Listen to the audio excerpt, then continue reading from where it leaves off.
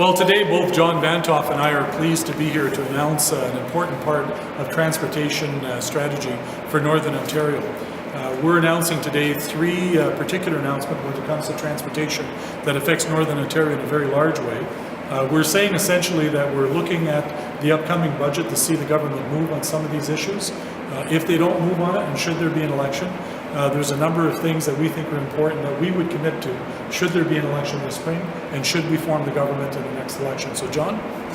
As we're all aware, in October 2012, just before Thanksgiving, the government pulled passenger rail service in Northern Ontario. They did so without consultation. Shocked us all. But what they also did is they left our most vulnerable parts of our population stranded.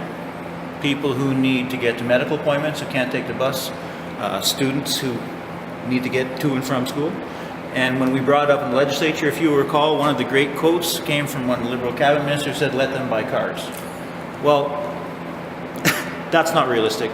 So as part of a transportation, all across Ontario transportation strategy, we believe that passenger rail service should be brought back to Northern Ontario. And two other parts just before we go to questions. If anybody's been driving highways in this province, you'll note something very interesting. They're in terrible shape. It is a question of safety. It is a question of making sure that people can move from point A to point B, something that's been rather difficult for the last number of years. First the Conservatives, then the Liberals privatized and accelerated privatization in this province. And we're now down to a point where we don't have enough units on the highways to be able to maintain our roads. We're announcing today, should we form government, and should the government not do this in the upcoming budget, that we would increase the number of plows and salt trucks across the province by 200 units per year, to 200 units in the year.